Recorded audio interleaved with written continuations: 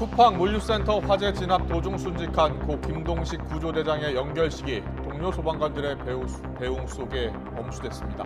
잔부 정리 작업이 계속되고 있는 가운데 화재 발생 당시 8분 동안 스프링클러 작동이 늦어졌다는 진술도 나왔습니다.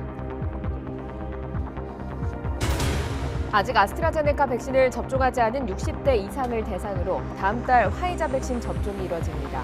아스트라제네카 백신을 맞고 숨진 30대 남성에 대해서는 백신과의 인과성이 공식 인정됐습니다. 국민권익위가 잠시 뒤 국민의힘 부동산 투기 의혹에 대한 전수조사 착수를 공식 발표합니다. 국민의힘뿐 아니라 비교섭단체 5당도 조사 대상에 포함돼 사실상 국회의원 전원에 대한 권익위의 전수조사가 진행될 전망입니다. 윤석열 전 총장의 이른바 엑스파일 문건을 둘러싼 논란이 커지고 있습니다. 국민의힘은 내용이 없다며 일제히 엄호에 나섰습니다. 이런 가운데 최재형 감사원장이 이번 달 안에 사퇴하고 본격 등판할 것이란 관측이 나오고 있습니다. 한미일 북핵 수석 대표들이 오늘 대북정책 공조 방안을 논의했습니다. 성킴 미 국무부 대북특별대표는 조건 없이 만나자는 제안에 북한이 긍정적으로 답하길 기대한다고 밝혔습니다. 공군 경찰지휘부가 성추행 피해 뒤 숨진 공군 부사관 사건을 은폐하고 허위 보고를 지시했다는 주장이 나왔습니다. 공군본부 군사경찰단장은 4차례에 걸쳐 수사 기록에서 사망자가 성추행 피해자라는 사실을 삭제할 것을 지시한 것으로 전해졌습니다. 뉴스큐 잠시 뒤에 뵙겠습니다.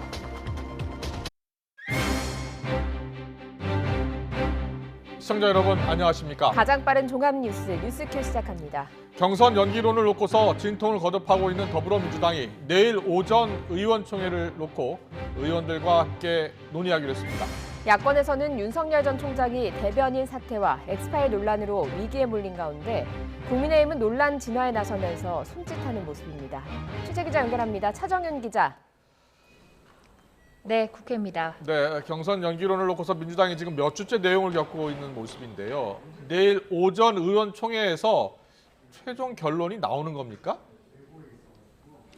네, 아직까지는 미지수입니다. 경선 시기 논의를 위한 민주당 의원총회는 내일 오전 10시 반에 열립니다. 지도부는 의원총회를 통해 의견을 수렴한 뒤 내일 오후 비공개 최고위원회를 열어서 추가적으로 논의한다는 방침입니다. 더불어민주당 송영길 대표는 오늘 전남 무안에서 현장 일정을 소화한 뒤 기자들과 만나 갈등이 격화로 가지 않도록 지도부가 의견을 잘 수렴하겠다고 말했습니다. 다만 상당한 이유가 있어 경선 일정을 당무위원회에 붙일 사안인지 아닌지는 대표와 지도부가 판단하는 것이라고 말해 원칙론에 무게를 싣는 분위기입니다. 최고위원 가운데 경선 연기파로 분류되는 전해숙 최고위원도 기자회견을 열고 공개적으로 연기를 주장했습니다. 이렇기 때문에 내일 송 대표가 결론까지 낼 수 있을지는 좀 더 지켜봐야 할 것 같습니다. 이렇게 당내 계파 갈등이 본격화되고 있는 가운데 지지율 선두주자인 이재명 경기지사 측은 여전히 완강한 입장입니다. 앞서 이 지사는 경선 연기는 국민과 당원들의 신뢰를 깨는 것이라면서 원칙론을 강조했습니다. 거짓이 횡령하고 원칙을 쉽게 어깁니다. 가능하다면 원칙과 약속들은 지키려는 노력이 필요하다. 네, 반면 경선 연기를 주장하는 대권 주자들은 전면전에 나섰습니다. 이낙연 전 대표는 여러 가지 의견이 나오고 있는 것은 정권 재창출을 위한 충정의 의견일 것이라면서 의원총회 개최에 힘을 실었습니다. 정세균 전 총리도 당무위원회에서 경선 시기를 논의하자면서 경선 연기 필요성을 강조했는데요. 직접 들어보시겠습니다. 누구나 개개인의 유불리를 뛰어넘어서 정권 재창출을 위한 충정에서 의견을 말하는 것으로 믿고 있고 또 그래야 한다고 생각합니다.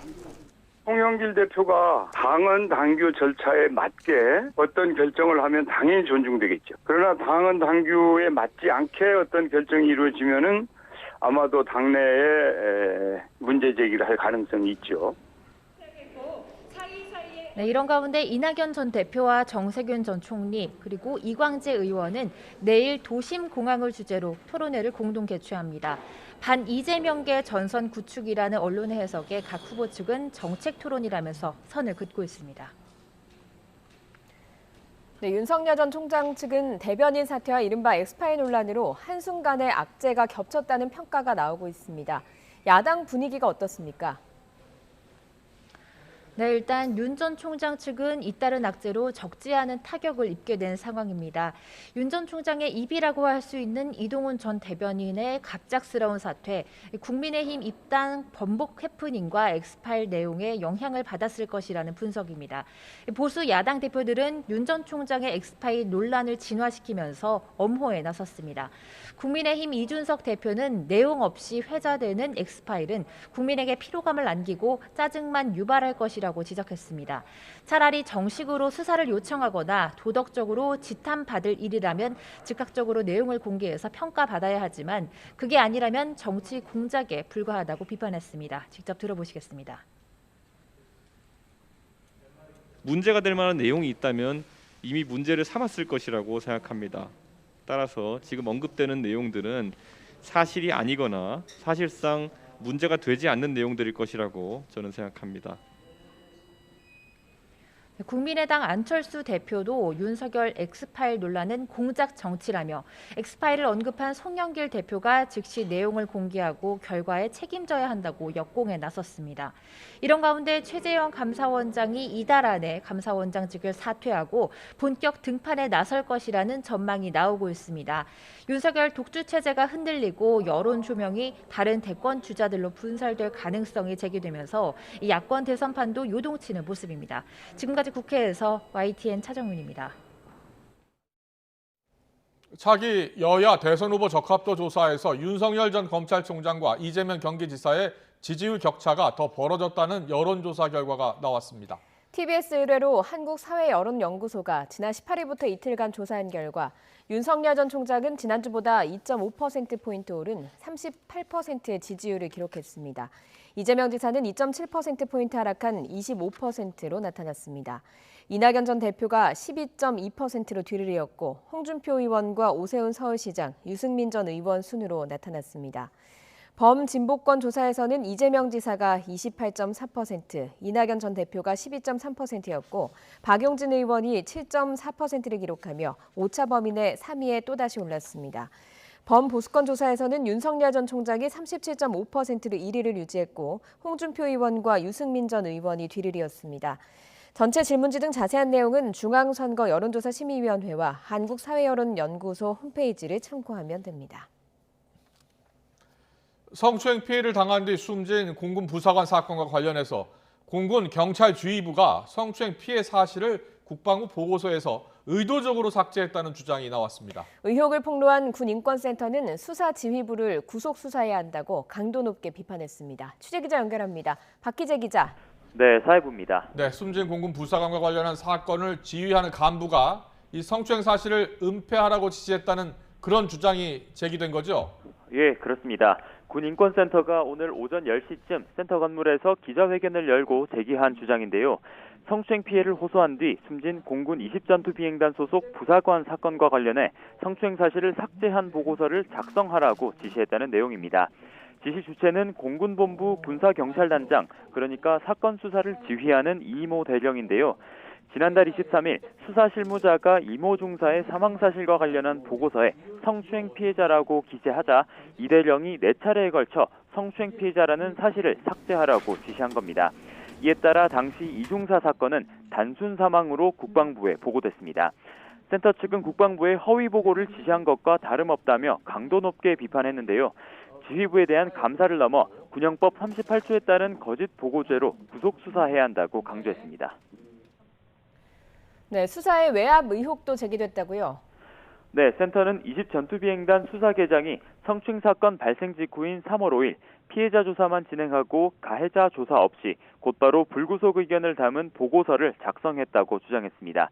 이에 대해 수사 전에 이미 방향과 내용을 짜놓고 수사한 셈이라고 센터 측은 주장하면서 가해자를 조사하지 않은 상태에서 불구속 의견까지 냈다는 건 개정급에선 홀로 내릴 수 없는 판단이라고 덧붙였습니다. 그러면서 군에게만 수사를 맡기지 말고 민간과 함께 공동조사단을 꾸려야 한다고 말했습니다. 이날 이뤄진 군인권센터 측 기자회견에 대해 국방부 측은 현재 수사와 조사가 진행 중이라면서 의혹이 제기된 내용을 확인하고 있는 단계라고 짧게 답했습니다.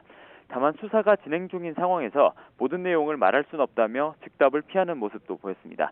앞서 피해자인 고 이중사는 지난 3월 초 한 차량에서 선임 부사관인 장모 중사에게 성추행을 당하고 다음날 곧바로 피해 사실을 상부에 보고했습니다. 다만 해당 사실을 무마하라는 회유와 압박을 받은 이후로 지난달 22일 자택에서 숨진 채 발견됐습니다. 지금까지 사회부에서 전해드렸습니다. 문재인 대통령이 정무비서관에는 김한규 변호사를, 청년비서관에는 박성민 전 최고위원을, 교육비서관에 이승복 교육부 교육안전정보국장을 각각 내정했습니다.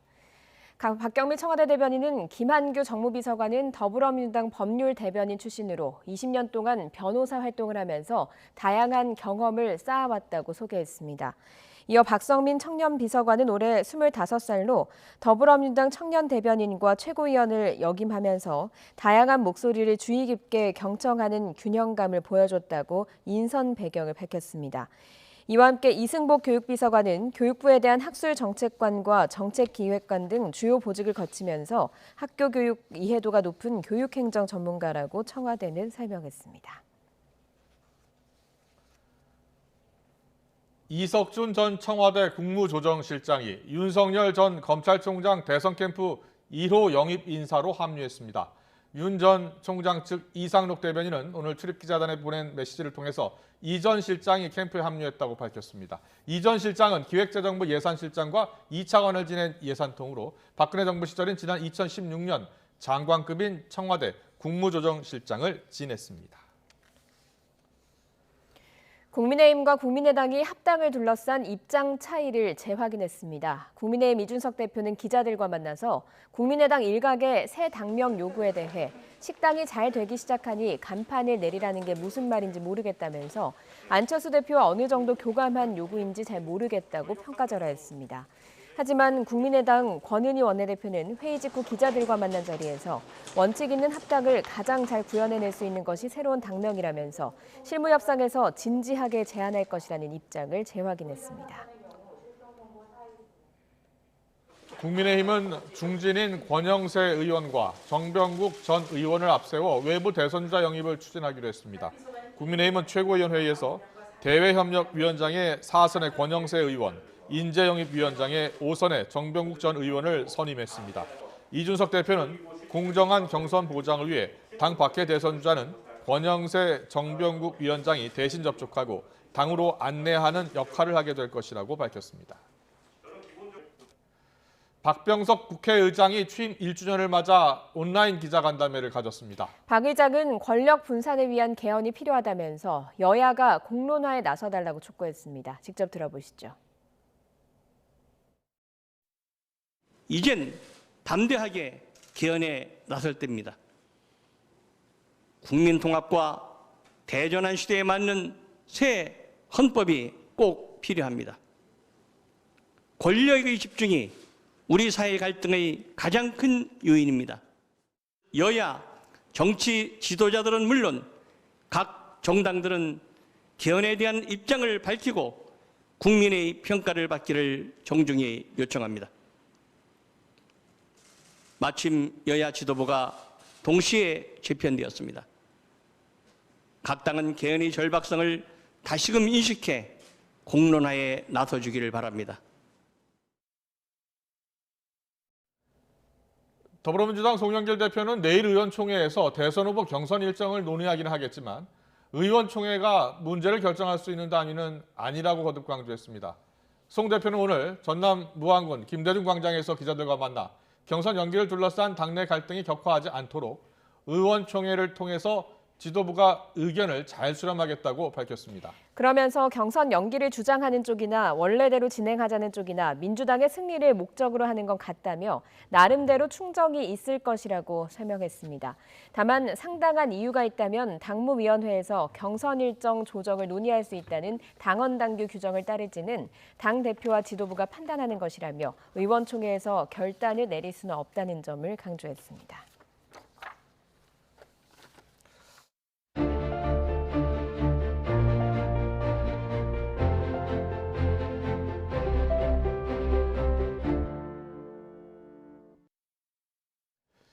요즘 이분 지지율에 훈풍이 조금씩 불고 있습니다.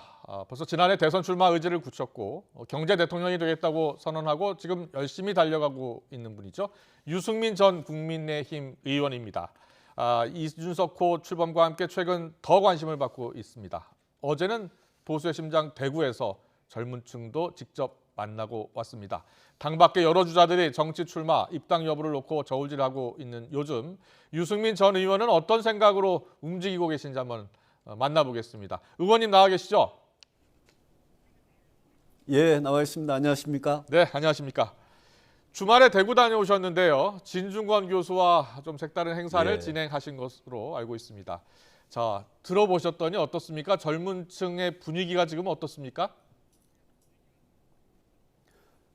대구 경북도 우리 젊은 분들은 사실 뭐 대한민국 어디나 다 똑같습니다. 예. 특히 우리 보수 정치에 대해서 우리 이준석 대표 이 체제 출범을 계기로 대구 경북에서도 낡은 보수 버리고 정말 보수가 새로운 모습을 보여달라 이런 열망이 굉장히 뜨겁고 예. 어제 진중권 교수하고 특강도 듣고 대담을 하는 과정에서 네. 많은 젊은이들이 굉장히 뜨거운 관심을 나타냈습니다. 예, 유승민 전 의원께 특별히 바라는 점이 있었나요?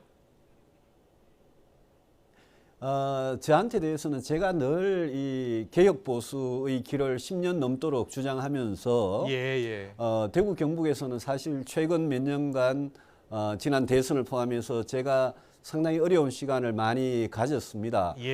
저한테 대해서 대구 경북의 젊은이들도 또 뭐 수도권의 젊은이들과 똑같이 초심을 버리지 말고 소신을 버리지 말고 거기를 어렵더라도 계속 꿋꿋이 가달라 이런 주문이 많았습니다.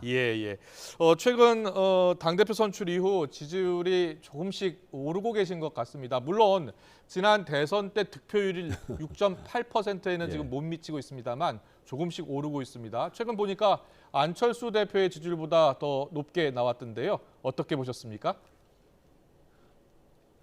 저는 이제 시작이라고 생각합니다. 특히 저희들 야권에서는 아직도 어떤 분들이 대선에 출마할지조차도 결정되지 않은 상황 아니겠습니까?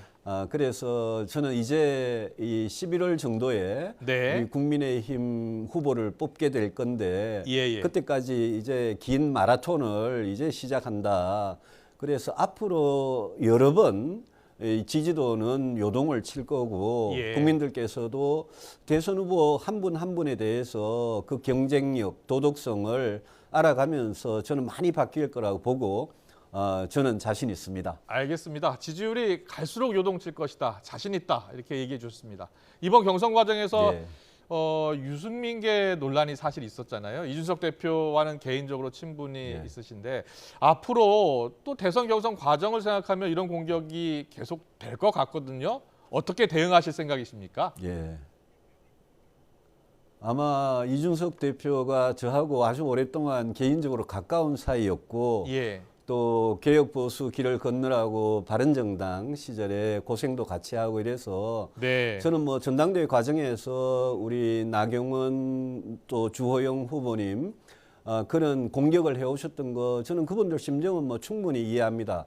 그럼에도 불구하고 이준석 대표는 당 대표로서 공정한 대선 관리의 길을 갈 것이고 저는 대선에 도전하는 사람으로서 대선 후보로서의 길을 갈 것이고 이준석 대표와 제 사이에 이런 거 정도는 아주 엄격하게 공사 구분을 둘 다 할 줄 압니다. 그래서 그런 걱정은 안 하셔도 되고 앞으로 그런 공격이 들어오면 제가 잘 설명을 하겠습니다. 알겠습니다. 이준석 대표도 오해받을 짓은 절대 안 할 것 같습니다. 예. 야권 유력 주자 윤석열 전 총장 이야기 잠깐 하겠습니다. 그동안 이렇게 이야기하셨잖아요. 간보기 그만하고 얼른 위로 올라와라 이렇게 요구를 하셨습니다. 윤 전 총장이 빨리 올라와야 한다라고 이렇게 말씀하신 이유는 어디에 있습니까? 저는 그렇게 생각합니다. 예. 지금 정권 교체에 대한 열망 이거는 정말 국민들께서 굉장히 뜨겁다고 생각을 하고 예. 정권 교체를 하기 위해서는 네. 우리가 그 야권 후보가 이렇게 단일화돼야 된다. 예. 그 점에 대해서는 저는 윤석열 총장도 뭐 그걸 부인할 그런 명분이 전혀 없다고 생각을 합니다. 예. 그래서 그런 뜻에서 대통령 선거에 나오겠다는 분은 국민들께 자신의 뜻을 분명히 충분한 시간을 두고 밝혀달라 이런 이제 요구를 말씀을 드린 거고 예. 저는 뭐 정권 교체라는 대의 명분 또 야권 단일화라는 이 지상의 과제 여기에 대해서 윤 총장께서 충분히 동의하고 또 앞으로 그런 차원에서 같이 협력해서 단일 후보를 뽑는 과정에 참여하시리라고 생각하고 뭐 저는 저나 우리 국민의힘은 윤 총장께서 그런 결정을 할 때까지 우리 시간을 두고 충분히 지켜보고 기다리면 된다고 생각합니다. 알겠습니다. 정권 교체를 위해서 함께 머리를 좀 맞대보자 이런 생각으로 이야기하셨다라고 들었습니다. 그렇습니다. 예. 최근 그렇습니다. 알겠습니다. 최근 윤 전 총장 그 국민의힘 입당 놓고 대변인 사의 표명했잖아요. 그래서 좀 불안한 모습 보이고 있다 이런 이야기들이 있습니다. 엑스파일 문제도 좀 불거졌고요. 그래도 유승민 전 의원께서는 그래도 오랜 기간 정치를 하셨기 때문에 정치 선배로서 어떤 조언을 좀 하고 싶으십니까? 정치 선배라고 하면 뭐 좀 어폐가 있고요. 예. 제가 늘 생각하는 건 이렇습니다. 이 대통령 선거라는 것은 이거는 과거를 보고 하는 투표가 아니라고 생각합니다. 예. 한 나라의 대통령을 뽑는 것은 앞으로 5년이라는 임기 동안 얼마나 중요한 시간이고 이 가까운 미래를 보고 미래를 선택하는 그런 투표이기 때문에 저는 네거티브보다는 뭐 영어를 써서 그렇습니다만은 포지티브 선거가 돼야 된다. 그렇게 생각을 합니다. 그런 차원에서 저는 정말 이 네거티브 흑색 비방 이런 선거에서 벗어나서 국민을 위해서 나라의 미래를 위해서 자기가 어떤 비전과 철학과 정책을 갖고 있는지 그런 걸로 국민들한테 검증받고 또 선택받는 그런 대통령 선거 또 우리 국민의힘의 경우에는 그런 경선이 꼭 돼야 된다고 생각을 합니다. 예. 미래를 위한 경쟁을 좀 했으면 좋겠다 이렇게 이야기를 해주셨습니다만 그럼에도 불구하고 아마도 이 윤석열 엑스파일 논란 당분간 계속될 것 같습니다. 일단 윤석열 전 총장 측은 대응을 하지 않겠다 이렇게 이야기했는데 적절한 대응이라고 보십니까?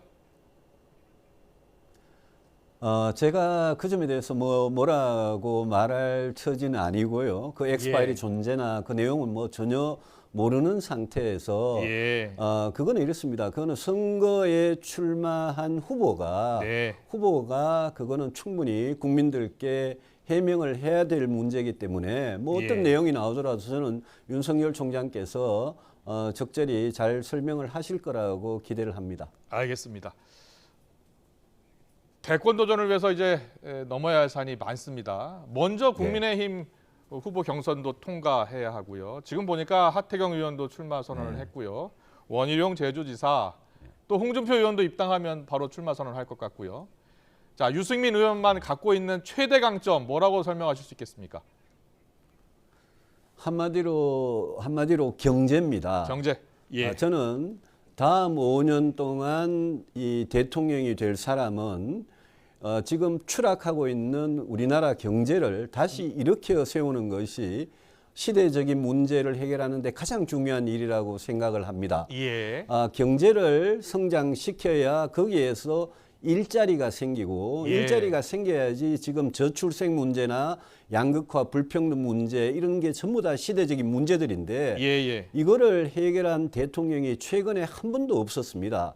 저는 경제 성장부터 시작해서 양극화 저출생을 해결할 수 있는 그런 정말 문제를 해결하는 능력 있는 유능한 대통령이 되고 싶어서 제가 경제를 성장시키는 경제 대통령이 되겠다. 이런 말씀을 국민들께 드리고 있습니다. 알겠습니다. 그리고 시대의 가치가 공정이라고 많이 말씀을 하시는데 제가 공정한 성장이라고 늘 말씀을 드리는 이유가 공정의 가치도 대부분이 우리 일자리 문제나 자산의 불평등 문제와 같이 전부 다 경제적인 문제입니다. 그래서 제가 경제 대통령으로서 공정한 성장을 꼭 이루어드리겠다.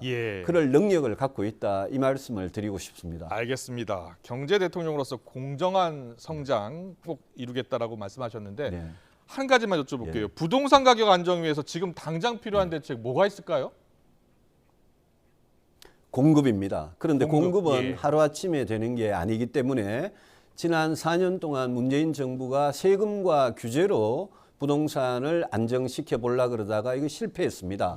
그래서 지금 뒤늦게 임기를 1년도 채 남기지 않고 이제 와서 공급 계획만 자꾸 발표하는데 다음 대통령은 5년의 임기 동안 일관되게 이 부동산 문제의 어떤 진앙지라고 할 수 있는 서울, 인천, 경기 이 수도권에서 제가 수도권에 민간이 주도하는 100만 호 주택 또 공공이 공급하는 공공임대 50만 호 이렇게 수도권에 150만 호를 5년 동안 일관되게 공급을 하면 저는 반드시 부동산 가격을 잡을 수 있다고 생각을 합니다. 알겠습니다.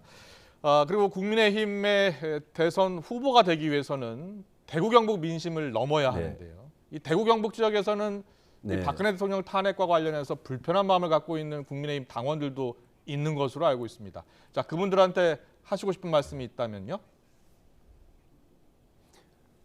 그래서 제가 탄핵의 강을 건너자라고 주장을 했고 탄핵에 찬성을 했든 반대를 했든 우리가 탄핵이라는 지나간 역사를 두고 우리끼리 싸우면 그거는 문재인 정권을 연장시켜 주는데 우리가 도움을 주는 그런 것밖에 안 된다라고 호소를 하면서 이제는 정말 다음 5년을 대한민국을 책임질 그런 사람을 뽑아달라고 대구 경북에도 계속 호소하고 있고 저는 이제는 대구 경북의 민심이 바뀔 때가 됐다고 생각합니다. 이준석 대표 체제 시작되면서 대구 경북에서도 정권교체를 위한 전략적인 판단 이런 거를 유권자들께서 지금 하시고 계시고 저는 중도층으로 외연 확장이 누구보다도 가능한 후보라고 생각을 합니다. 그래서 대구 경북 또 영남의 보수 유권자들께서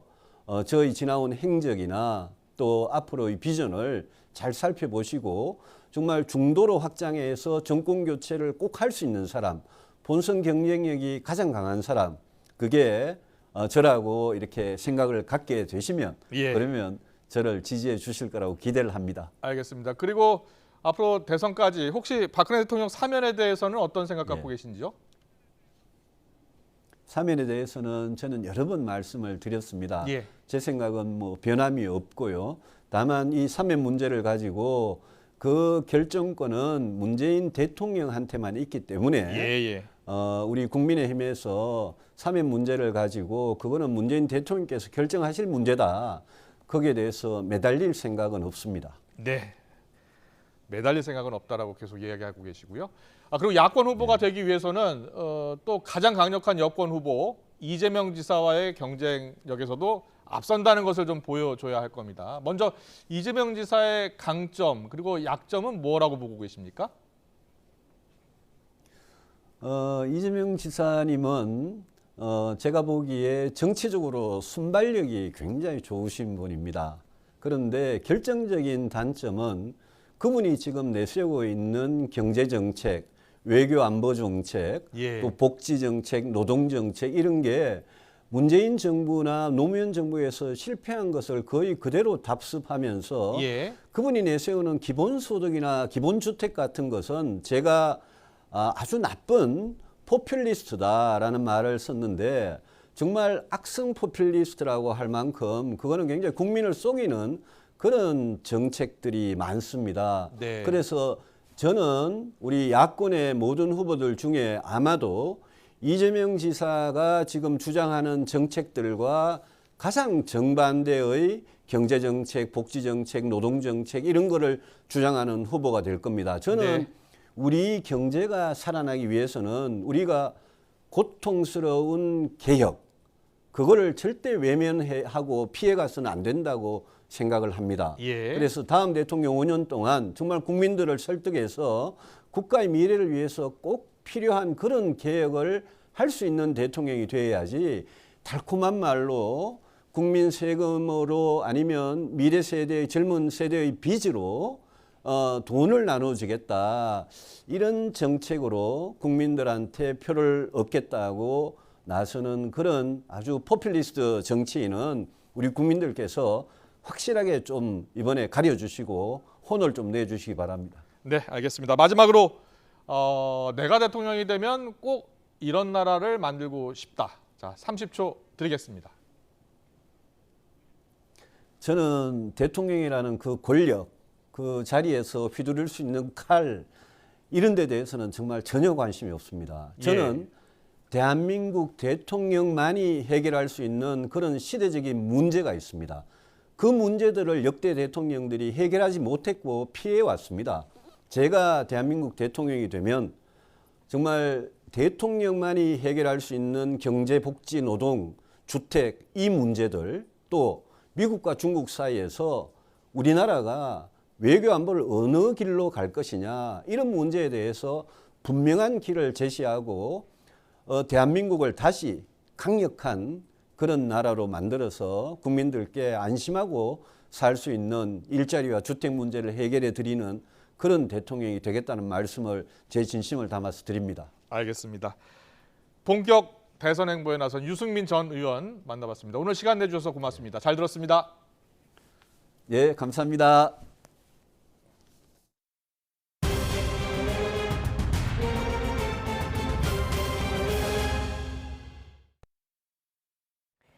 유은혜 부총리 겸 교육부 장관은 코로나19 확진자가 1명 나왔다고 모든 학생이 원격 수업으로 전환하는 원칙을 보완하겠다고 밝혔습니다. 유 부총리는 오늘 CBS 라디오 김현정의 뉴스쇼에 나와서 다음 달 초에는 학교에 바뀐 지침을 안내할 것이라며 이같이 말했습니다. 올해 1학기 특수학교, 특수학급에 다니는 장애 학생은 대부분 전면 등교 수업을 한 것으로 나타났습니다. 교육부는 지난 15일 1학기 등교 수업 점검 결과 전국 특수학교 100%의 187개 교가 전면 등교를 하고 있었고 특수학급이 설치된 일반 학교는 97.9%가 전면 등교 수업을 했다고 밝혔습니다. 서울 여의도에서 열린 전국 택배노조 대규모 집회 현장에서 근무한 경찰관 등 900여 명이 코로나19 검사에서 모두 음성 판정을 받아서 어제부터 모든 부대가 정상 운용되고 있다고 밝혔습니다. 또 경찰은 집회시위법과 감염병 예방법 위반 혐의로 주최자 5명에 대해서 1차 출석을 요구한 데 이어서 수집한 증거를 분석해 다른 참석자들도 엄중 처벌할 것이라고 설명했습니다.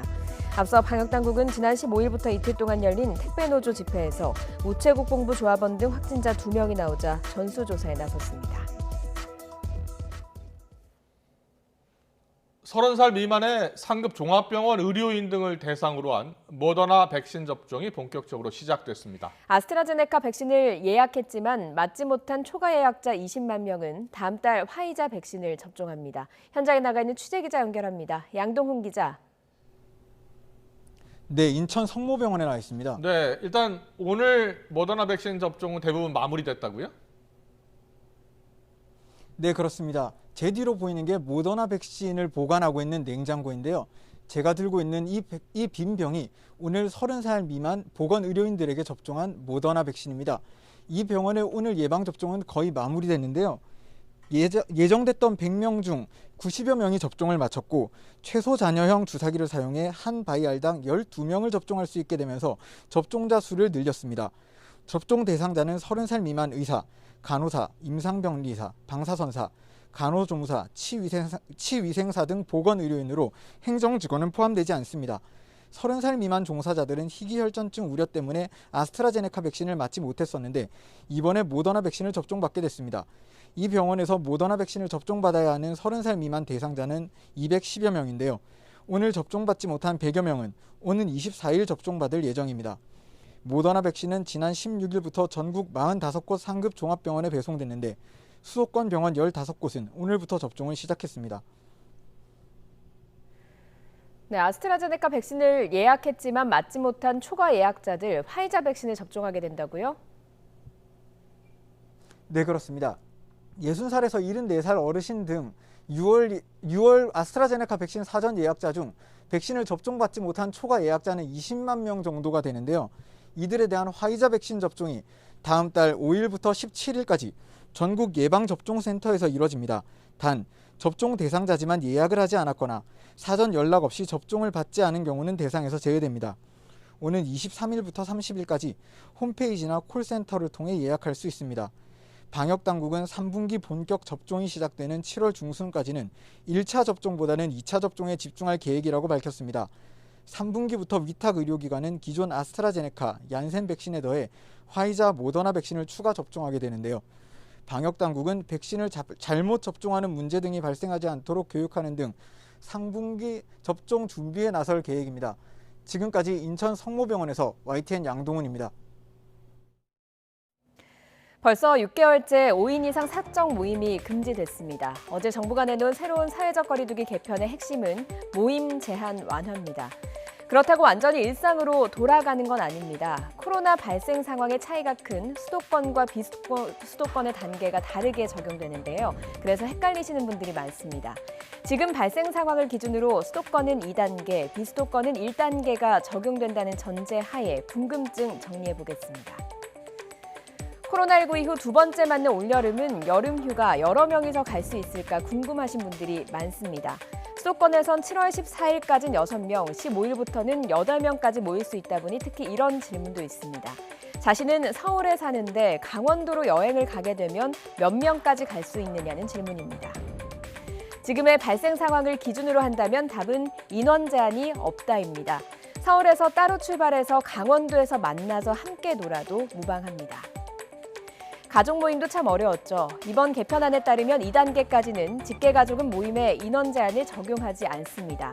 그래서 수도권이든 비수도권이든 7월부터는 가족은 인원 제한 없이 모이셔도 됩니다. 거리두기 단계가 2단계여도 마스크 착용이 가능한 영화관과 PC방, 독서실, 그리고 실내 체육시설은 운영시간 제한이 없습니다. 따라서 영화관에서 밤 10시 이후에 심야 영화도 볼 수 있게 됩니다. 음악 공연을 포함한 대규모 콘서트를 할 때도 인원이 5,000명까지 가능해집니다. 다만 지정 좌석제를 운영하고 수칙도 잘 지켜야 합니다. 모처럼 프로야구 같은 실외 경기장도 많은 인원이 들어찬 모습을 보게 될 것으로 보입니다.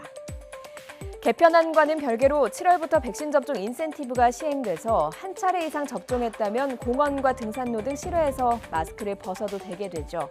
일상 회복이 조금 더 가까워져 있다는 소식에 설레지만 사회활동이 많은 20대에서 50대까지 접종이 7월 말부터 순차적으로 시작되는 만큼 그 사이 감염이 확산하진 않을까 우려의 목소리도 큽니다.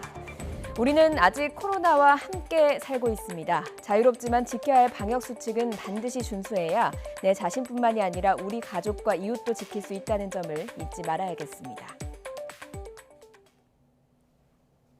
경기도 이천 쿠팡 물류센터 화재 진압 도중에 순직한 고 김동식 구조대장의 연결식이 엄수됐습니다. 동료들은 뜨거운 화마 속에 홀로 쓰러졌을 이 고 김 대장에게 미안함과 안타까움을 전하면서 눈물 속에 고인의 마지막 길을 배웅했습니다. 김대겸 기자의 보도입니다. 고 김동식 소방령의 영정을 둔 운구행렬이 연결식장 안으로 들어옵니다. 거센 불길 속에 홀로 갇혔던 48시간. 김 소방령의 마지막 길에는 유족과 동료 소방관 등 90여 명이 함께했습니다. 추도사에 나선 동료는 자신보다 팀원들을 항상 먼저 챙겼던 고인을 떠올리며 눈시울을 붉혔습니다. 대원들을 앞에 두지 말고 앞에서 대원들을 이끌어야 한다고 매번 말씀하셨던 대장님, 우직하고 모범적인 모습을 보여주셨던 대장님. 숭고한 희생에도 아무것도 할 수 없었던 동료들은 안타까움과 미안함을 담아 국화꽃을 영정에 바쳤습니다.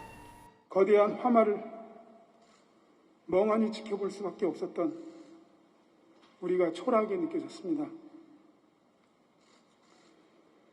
대장님을 따르는 우리들을 믿고 의지하셨을 텐데 장례를 주관한 경기도는 4급 녹조 근정훈장과 한계급 특진을 추서하며 고인의 열정과 희생을 다시 한번 기렸습니다.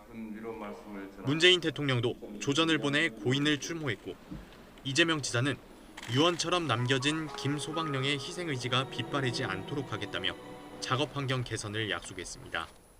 더 안전하게 임무를 수행할 수 있도록 여건을 개선해야 합니다. 그것이 바로 소방관들의 숭고한 희생을 헛되지 않게 하는 길입니다.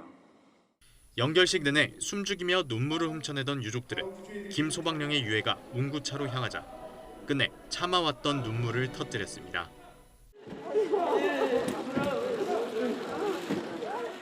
생명이 걸린 순간 동료들을 먼저 탈출시키고 끝내 돌아오지 못한 고 김동식 소방령은 순직을 인정받아 국립대전현충원에 영면했습니다.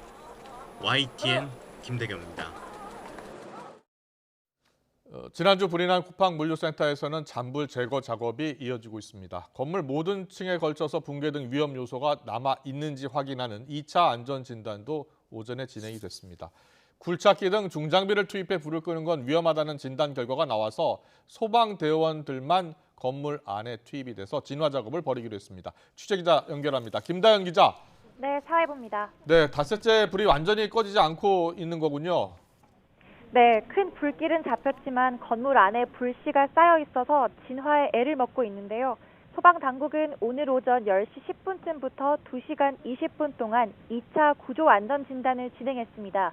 국토안전관리원 관계자 등 전문가도 현장에 투입됐는데요. 그제 1차 안전 진단이 고 김동식 광주소방서 구조대장 수색을 위한 지하 2층을 중심으로 이뤄졌다면 오늘 2차 진단은 지하 2층부터 지상 4층까지 그 전체가 대상이었습니다. 중장비가 들어가면 구조를 건드리게 되고 선반이 무너질 우려가 있다는 진단 결과에 따라 대원들만 투입해 잔불 제거를 하기로 했습니다. 대원들이 직접 잿더미 등을 파헤쳐 불씨가 남아있는지 확인하고 소화액을 뿌리는 방식인데요. 현장에는 소방인력 70명과 차량 20대가 동원됐습니다. 물류센터는 지난 2월 마지막으로 소방시설 점검을 받은 것으로 확인됐습니다. 당시 점검에서 위반 사항 100여 건이 발견됐고 이후 모두 시정된 것으로 파악됐는데요. 그런데 이번 화재 초기 스프링클러가 8분 동안 작동하지 않은 것으로 확인됐습니다. 전담팀을 꾸린 경찰은 물류센터 관리업체 직원과 쿠팡 관계자 등을 불러 조사하고 있는데요. 경찰은 화재 원인과 안전조치 미준수 사항 등을 들여다보고 모든 의혹에 대해서 열어놓고 수사할 거라고 전했습니다. 또 불이 완전히 꺼지면 소방당국과 함께 합동 감식도 진행할 계획인데요. 감식 대원들이 진입할 수 있을 정도의 안전이 확보돼야 하는 만큼 감식은 빠르면 다음 주쯤 진행될 것 같다고 설명했습니다. 지금까지 사회부에서 전해드렸습니다.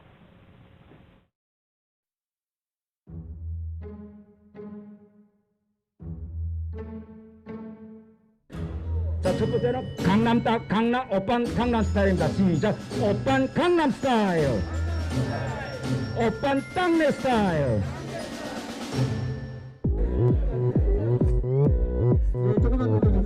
네, 감사합니다. 오빤 강남 스타일.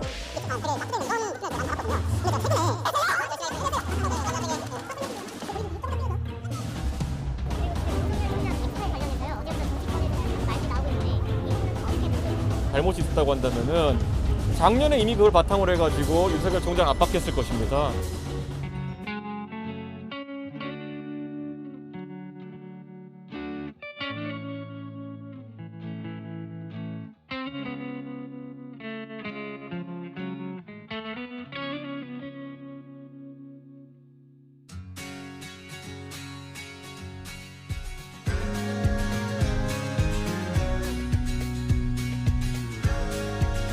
정치권에서 많은 소문과 억측이 있는 거 잘 알고 있습니다. 이 부분에 대해서는 제가 제 생각을 정리해서 자, 지금 조만간 여야를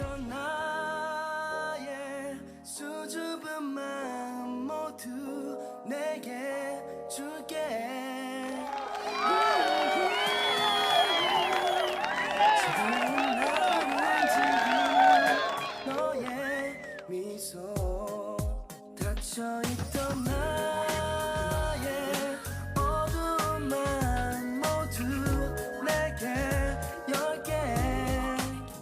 나는 변하고 변하네. 글쎄요. 뭐건 또 그분의 생각이 있으시겠지만 제가 표현할 얘기는 아닌 것 같습니다.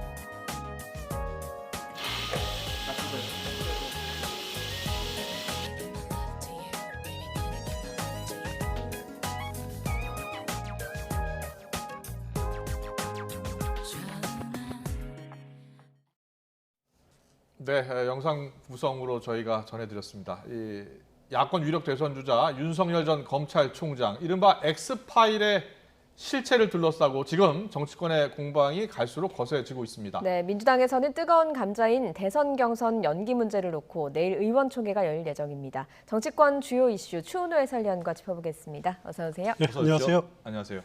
정치권은 지금 윤석열 엑스파일, 자, 이 정치권이 지금 화두가 됐습니다. 그렇습니다. 일요일에 윤석열 전 총장 측의 대변인 사퇴 이야기가 나오고 바로 엑스파일 이야기가 나오고 있습니다. 자, 여권이 아닌 야권에서 이 정치 파일 이야기가 나왔고 방어하기 어렵겠다 이런 평가까지 나왔죠. 그렇습니다. 그 윤석열 엑스파일이 존재하느냐, 실존하느냐. 이것은 이제 실존하는 것으로 이제 드러나고 있고요. 네. 그러면은 그 파일의 내용이 뭐냐, 내용 중에서 뭐가 네거티브고 뭐가 사실이느냐, 또 누가 만들었느냐, 이런 아주 그 관심을 가질 만한 일이 많은데 윤석열 엑스파일 이야기를 제일 먼저 한 사람은 구 야권 출신인 신지호 전 의원이 한 달 전쯤에 언급을 한 적이 있습니다. 그렇군요. 야당 의원실에서 자신이 봤다라고 언급한 것이 최초고요. 그 이후에 이제 민주당 송영길 대표가 검증 자료를 모으고 있다라고 해서 또 알려진 적도 있지만 이제 지금 도화선이 된 것은 장성철 소장이 그 공간과 논쟁 정책센터 소장이 그 SNS에서 자기가 이걸 봤는데 이걸 참 방어하기 어렵겠다라고 하는 부분들이 굉장히 논란이 된 겁니다. 네. 지금 장성철 소장하고 뉴스큐 제작진이 통화를 했습니다. 통화를 해서 이 엑스파일에 대해서 물어보니까 자기가 본 문건은 두 가지 종류가 있다. 하나는 윤석열 총장 본인의 것 한 10페이지 정도, 또 하나는 본인, 윤석열 전 총장 본인과 또 장모 이렇게 세 가지 챕터로 구성이 돼 있어서 개별 항목별로 이것은 정치적으로 이용할 수 있다. 공격거리다. 이렇게 코멘트도 달려 있는 것이 있고 또 어떤 것은 청문회 때 해명된 것이다. 이렇게 정치적인 판단도 담겨 있는 것이다. 라고 이렇게 설명을 하는 그 전언을 저도 전해 들었습니다. 잠깐만요. 지금 추은호 해설위원께서 얘기하신 저희 뉴스큐 제작팀이 장성철 소장과 직접 통화를 했습니다. 자, 장성철 소장이 어떻게 이야기했는지 듣고 오겠습니다. 쪽에 건네진 건 두 종류 맞아요. 그러니까 하나는 윤석열 총장과 관련된 거를 총 정리해 놓은 문건이 하나 있고요. 그것도 대략 10페이지 정도 되고, 다른 하나는 윤석열 총장 의혹, 처 의혹, 그다음에 장모 의혹 세 챕터로 되어 있고, 그 의혹의 개별 항목별로 이것은 정치적으로 이용한다, 뭐 공격거리다, 아니면 이것은 청문회 때 해명이 된 것이다, 이런 식의 정치적인 판단 의견까지 다 달려 있더라고요. 이것을 건별로 계속 해명하다가는 해명 때문에 날샐 것 같다라는 생각이 들었고요. 오늘도 야당 최고위에서 좀 이거 관련한 비판이 나왔잖아요. 페이스북에 올리기 전에 10시 경인 것 같아요. 이준석 대표에게 전화를 했어요. 제가 전화를 해서 아니 내가 이런 문건 입수했는데 당에서 좀 검토해보고 대응을 좀 잘 하시라라고 전달해 주려고 했거든요. 그런데 전화를 안 받았고 콜백이 없었어요. 그리고 일요일 날 지금 현재 한 최고위원하고 통화를 하면서 주겠다고 했더니 자기한테 주지 말래요. 잘 갖고 있으면 여러 가지 또 오해받는다. 그래서 그런 분들이 저에 대해서 뭐 공개해라, 정치 공작이냐, 왜 당에는 안 주냐 이런 식의 공격을 하는 것은 상당히 부적절한 공격이다. 네, 일단 장성철 소장이 해명을 했는데 이 문건 두 종류라고 하고요. 어디서 받았는지는 이야기하지 않네요. 그렇습니다. 어디서 예. 받았는지는 본인도 확인을 못하는 부분들이고 이걸 누가 만들었느냐 본인은 우리 당에서 국민의힘에서 만들지는 않았을 거다라고 이렇게 예상을 했는데 예. 그 부분은 확인은 본인도 못하고 있는 것 같습니다. 예, 알겠습니다. 이제 지금 장성철 소장 주장을 보니까 당대표하고 최고위원에게 전달하려고 했지만 연락이 되지 않았고 문건 받기도 거부했다 이렇게 이야기를 했거든요. 그렇습니다. 이런 반응은 좀 어떻게 봐야 되겠습니까? 일단 뭐 이준석 대표랑은 그 연락이 안 된 부분들은 예. 뭐 이준석 대표가 바쁘니까 그럴 수도 있는 것 같은데 국민의힘에서 이 부분들을 만약에 엑스파일 문제가 굉장히 민감한 부분들인 줄 아는데 네. 그러면은 입수를 어떻게든지 입수를 해서 적극적으로 연구를 하고 고민할 필요가 있는데 그런 부분에 대해서 남보듯했다라고 하는 비판을 받을 수밖에 없다. 예. 그런 지적은 가능하다고 생각이 됩니다. 그러네요. 일요일에 한 최고위원하고 통화해서 주려고 했는데 자기한테 주지 말라고 했다는 겁니다. 자, 그런데 오늘 국민의힘 최고위원회에서 이 관련 언급이 있었습니다. 이준석 대표, 김재원 최고위원 발언 듣고 오겠습니다. 저는 기본적으로 문재인 정부하에서 윤석열 전 총장에 대한 사퇴 압박 등이 거셌던 만큼 문제가 될 만한 내용이 있다면 이미 문제를 삼았을 것이라고 생각합니다. 형사적으로 문제가 될 만한 내용이라면은 수사기관에 넘기시고 도덕적으로 지탄받을 내용이라면은 즉각 내용을 공개하고 평가받으십시오. 민주당이 과거에도 전과가 여러 번 있습니다. 성공한 공작은 이른바 김대업 공작입니다. 그리고 전혀 성공하지 못한 공약은 아마 생태탕 공약이 아닌가 생각합니다. 우리 당의 입당이 전제가 되지 않은 후보라고 하더라도 보호 조치에 나서야 하고 반대로 야권 단일 후보로 거론되는 분들 또는 야권 주자가 될 수 있는 분들에 대한 공격은 내부의 적으로 간주하고 반드시 처리를 해야 합니다. 국민의힘은 윤 전 총장 엄호 모드긴 한데요. 자, 6말 7초에 그러니까 6월 말이나 7월 초에 등판하겠다고 했지 않습니까? 그렇습니다. 네, 윤석열 전 총장 등판하게 되면 당연히 엑스파일 관련해서 질의가 있을 것이고요. 여기에 대해서 대응을 해야 될 텐데 지금까지는 일단 무대응하겠다라는 입장이에요. 그렇습니다. 그래서 이 문제에 대해서 물론 이제 엑스파일을 뭐 윤석열 전 총장 측에서 입수해서 어느 정도 지금 분석하고 있는지 그 여부는 확인이 안 되고 있습니다만은 예. 윤석열 전 총장에 대해서 그동안 많이 따라붙은 별명이 검투사입니다. 그 영화 글래디에이터에 나오는 예. 그 검투사의 모습이었는데 과연 현실 정치에 등판을 해서 그런 자신에 대한 공격, 자신 가족에 대한 공격에 대해서 검투사처럼 대응을 할 수가 있을까? 검사 시절, 검찰총장 시절에는 검찰이라는 조직과 법 집행이라는 칼과 방패가 있었지 않습니까? 예. 지금은 혈을 당신이고 자연인 신분이기 때문에 과연 검투사 같은 모습을 그 송곳 이런 검증에 맞닿아서 네. 보여줄 수 있을까? 사실 굉장히 어려운 노릇이거든요. 예. 하지만 대선 주자로 가기 위해서는 이런 과정들을 반드시 거쳐야 되고 또 이겨내야 됩니다. 과거에도 이런 각 대선 주자별 엑스파일들이 있지 않았습니까? 그렇습니다. 그때는 어떻게 대응을 보통 했습니까? 일단 가장 실패한 경우 예. 반기문 전 유엔 사무총장을 들 수 있겠죠. 예.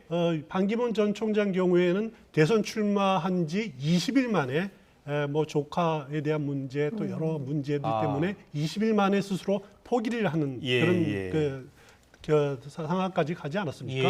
또 이제 앞서서 나왔지만은 이해창 전 대표 총재 경우에는 김대엽 사건이라든가 또 뭐 여러 가지 각 유력 주자들마다 끊임없이 붙어오는 부분들입니다. 하지만은 대선 주자들로서는 뭐 자신과 가족에 대한 검증 문제, 또 특히 윤석열 전 총장 경우에는 정치를 처음 하는 사람이기 때문에 국가 운영 비전, 전략에 대한 검증 이런 부분들이 끊임없이 제기될 텐데 만약에 이런 부분들의 슬기롭게 극복하고 또 공격하는 상대방의 허점을 역공하지 못한다라면은 끝까지 가기에는 어렵죠. 하지만 그래서 지금 윤 전 총장 측이 어떤 대응을 하고 있는지 무대응만이 상책은 아니다. 링에 오르는 순간은 본인이 이후로 직접 대응할 수밖에 없을 겁니다.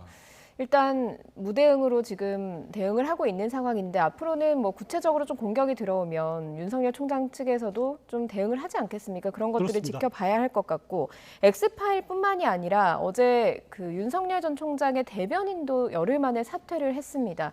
사실 이렇게 되면서 윤 전 총장의 좀 생채기가 난 것 아니냐 이런 분석도 있거든요. 그렇습니다. 그 링에 오르기 전에 벌써 이렇게 첫 인사부터 그만두는 열흘 만에 그만두는 모습들이 이렇게 좀 그 뭔가 좀 아마추어적인 냄새가 많이 난다 이런 평가가 많습니다.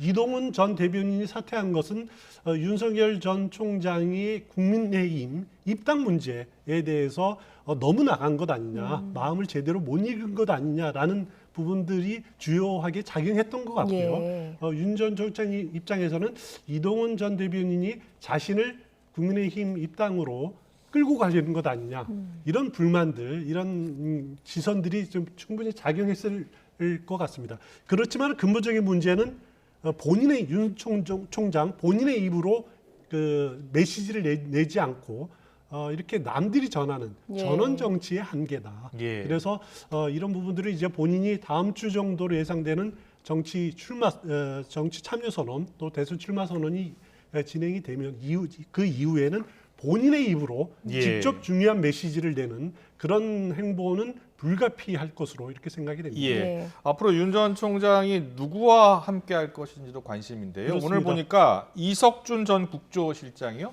장관급 인사인데 이게 박근혜 정부 때 인사죠.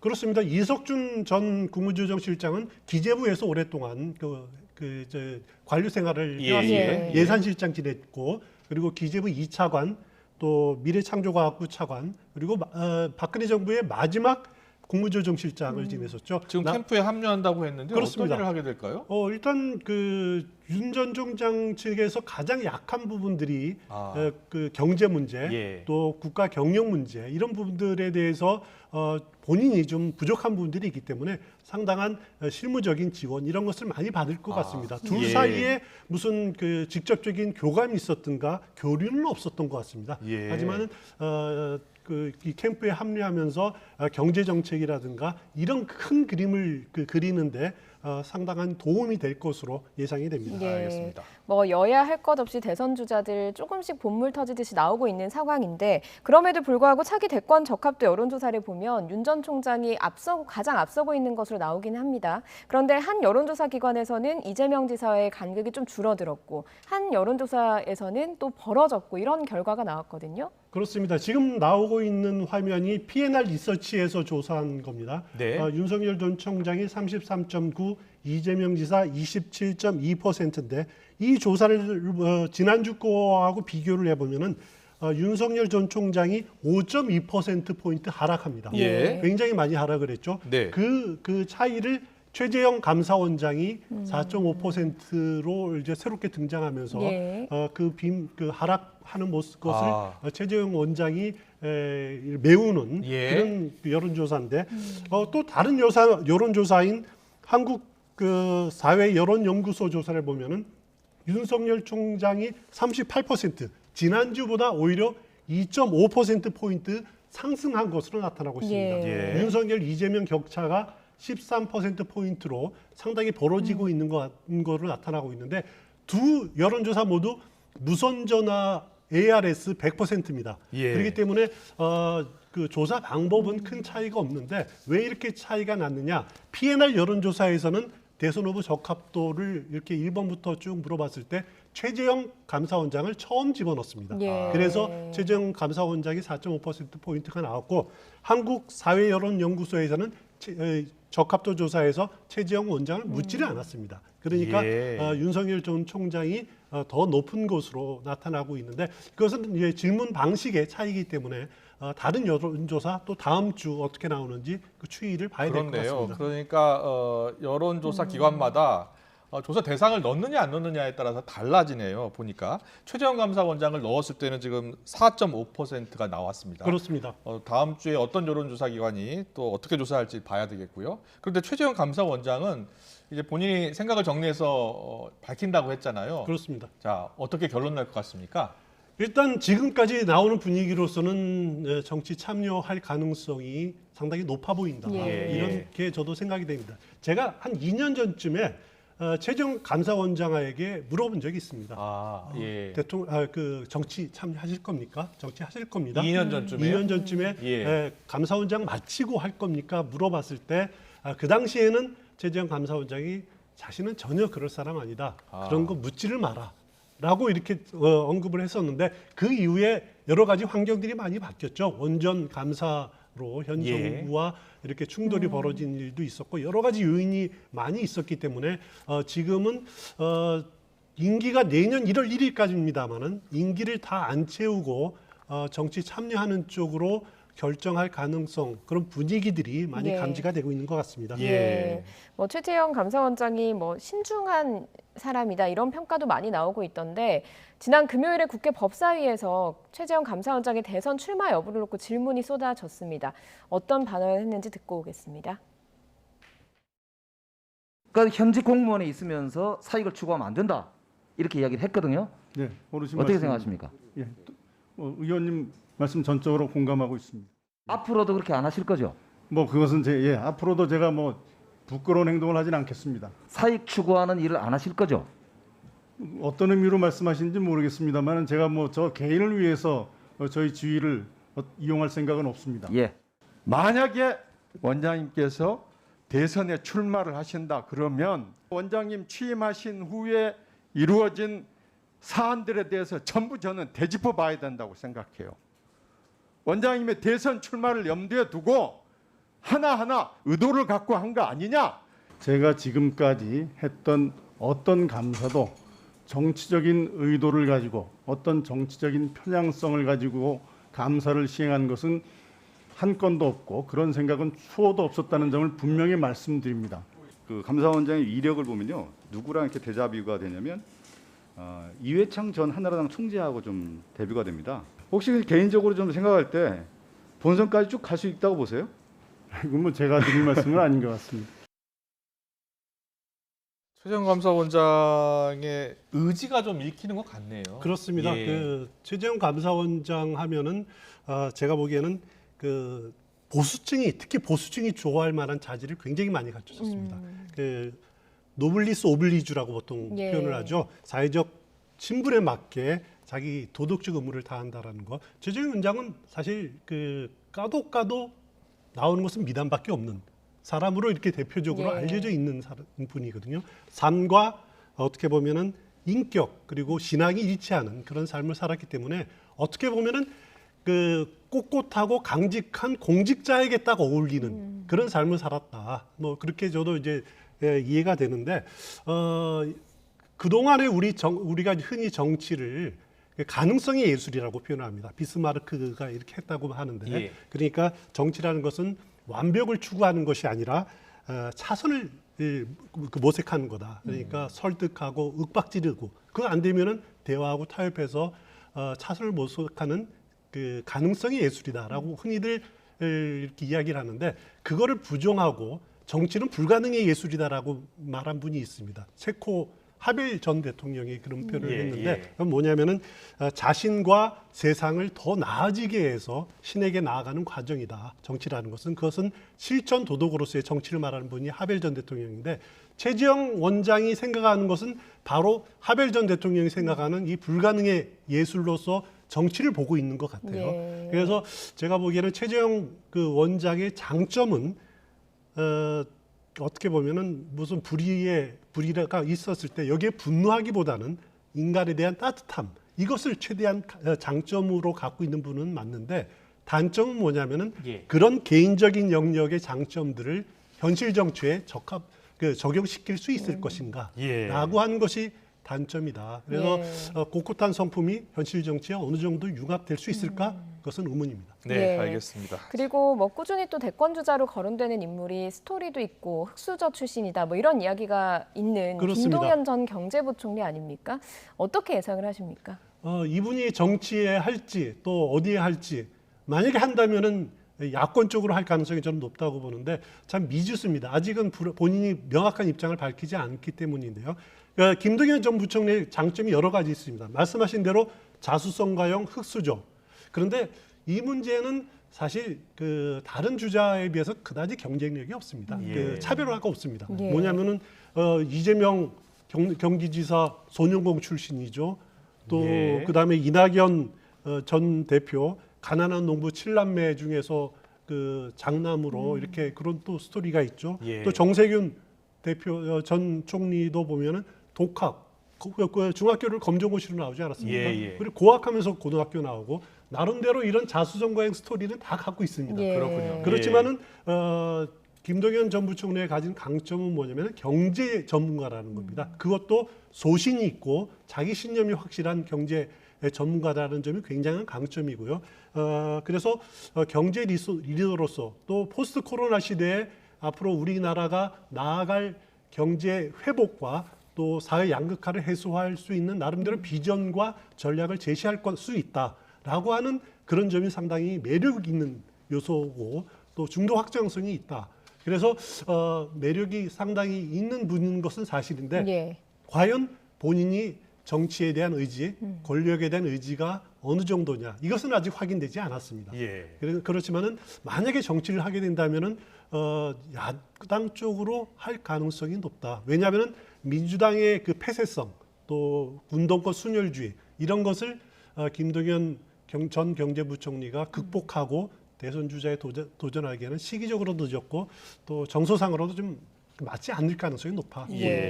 알겠습니다. 어떤 결정을 내릴지 좀 더 지켜봐야 될 것 같고요.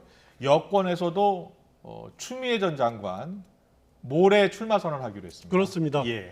추미애 전 장관이 이렇게 부각되는 것은 그동안 민주당 경선 구도가 이재명, 이낙연 고착화되다 보니까 활력을 잃었다. 그래서 추미애 전 장관이 들어오면서 어떻게 보면 역동성을 부여할 수 있다라는 점에서 긍정적인 측면이 있습니다.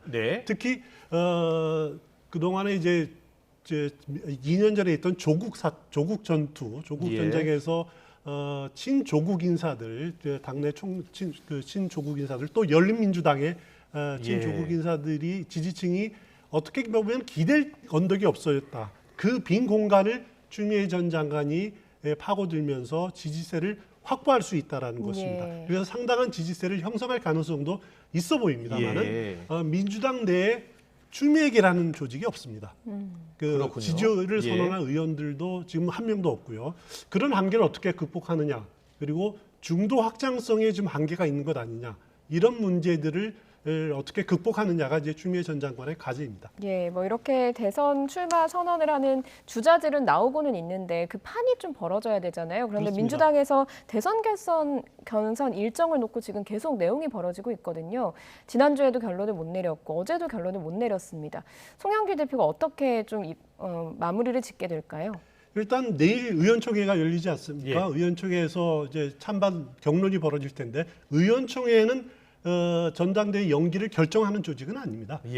전당대회를 연기를 결정을 한다면은 그것은 이제 당무위원회에서 할 수 있도록 더불어민주당 당원 88조에 규정이 돼 있거든요.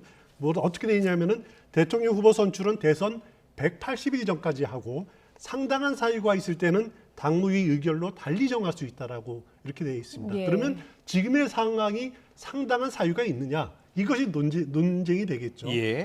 경선 연기를 주장한 측은 지금 코로나 상황이다. 집단 면역이 형성되지 않은 것은 상당한 사유다라고 주장을 하고 있고, 하지만 경선 강행을 주장하는 측은 이 조항은 천재지변이라든가 뭐 그런 아주 특수한 상황을 하는 거지 이것은 상당한 사유가 아니기 때문에 예정대로 진행이 해야 된다라고 주장을 하고 있습니다. 송영길 대표로서도 이제 본인 입장은 지난주에 원래는 강행 쪽으로 결론을 내리고 싶었는데 의원들이 의원총회 소집을 요구하니까 일단 요구를 받아들여서 내일 의견을 듣는다는 겁니다. 그래서 이걸 듣고 최고위원회에서 결정을 하겠다라는 건데 내일 의원총회에서 만약에 강하게 압박을 받으면은 그러면은 당무위원회로 가자라고 할 가능성도 배제를 할 수가 없습니다.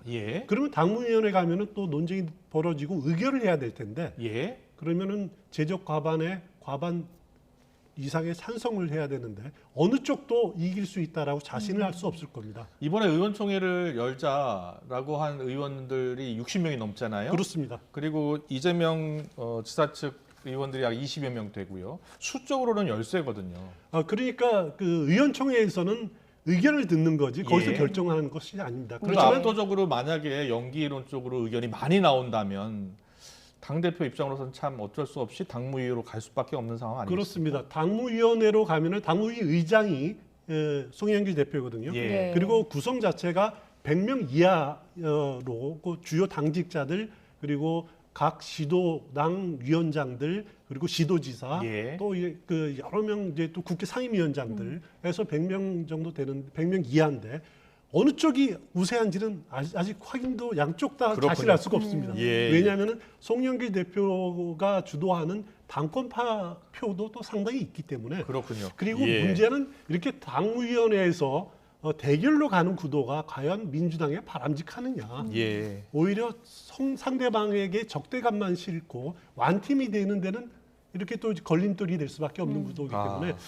굉장히 송영길 대표로서는 어려운 선택을 할 수밖에 예, 없습니다. 가능한 빨리 매듭 짓는 게 중요할 것 같습니다. 그렇습니다. 알겠습니다. 오늘 정치권 이슈 추은호 해설위원과 함께 자세히 짚어봤습니다. 잘 들었습니다. 고맙습니다.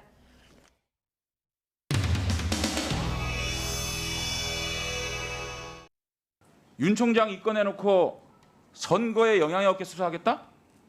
이게 말입니까? 국민들 바보로 하는 거예요? 이 1호 사건부터 이런 신뢰를 흔들리는 이런 불필요한 논란에 왜 휩싸이냐는 겁니다.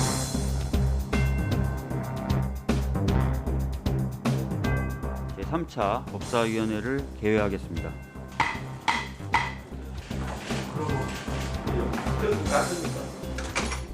윤석열 전 검찰총장 지금 현 신분이 뭡니까? 피의자입니까? 입건한 상태. 그러니까 피의자네요. 예. 예, 알겠습니다. 공수처장님. 네. 왜 그러세요? 윤 총장 입건해놓고 선거에 영향이 없게 수사하겠다? 도대체 무슨 말인지 납득이 안 돼요. 말장난입니까? 궤변이에요? 이렇게 장난친다고 대선에 영향을 미치도 없겠지만 선거에 영향을 미치지 않도록 똑 떨어지는 뭔가 혐의가 있든지 아니면 수사의 긴급성, 시급성이 있는지 그 두 가지를 판단해야 되는 거 아니겠어요?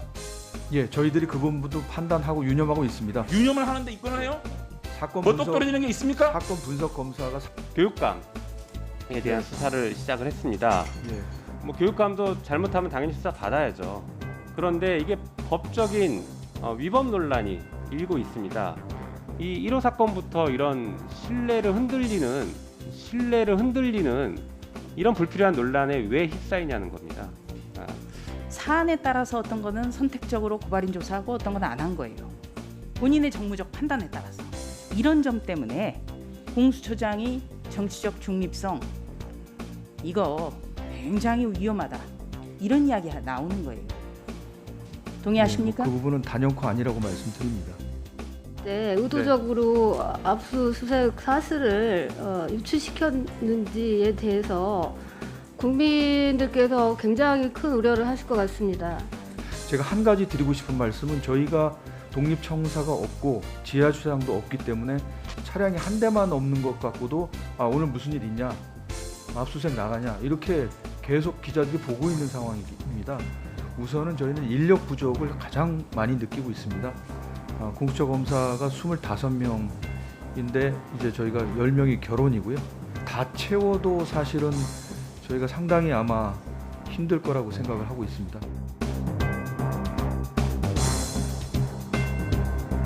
마지막으로 김도우 의원님 질의해 주시기 바랍니다.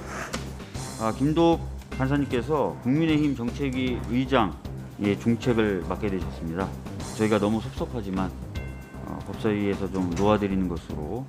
공수처장님. 네.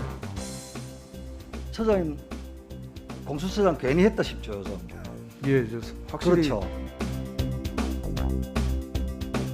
3D 업종인 것 같습니다. 3D 업종인 것 같습니다. 3D 업종이 아니고요. 네. 처장님 심리 상태 제가 예. 안 봐도 뻔합니다. 검찰개혁이란 미명하에 졸속으로 밀어붙이다 보니까 기능도 안 되고 조직도 안 되고 얼떨결에 공수장 되고 나서 지금 답답해 죽겠죠. 그럴 겁니다. 저는 뭐 자, 김도욱 예. 간사님 떠나신다고 해서 아쉽습니다. 속이 없는 말씀 하시지 마시고. 아닙니다. 진짜 예. 정말 아쉽습니다. 예.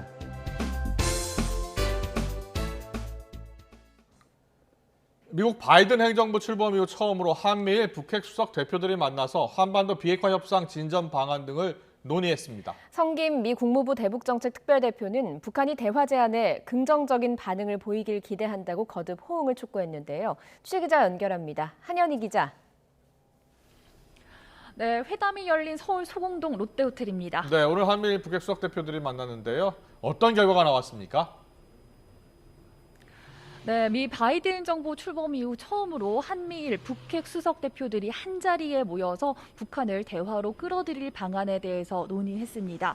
특히 성김 미 국무부 대북정책 특별대표는 오늘 진행된 회의 모두 발언 등을 통해서 북한이 미국의 대화 제안에 긍정적으로 답하길 기대한다는 메시지를 반복해서 냈는데요.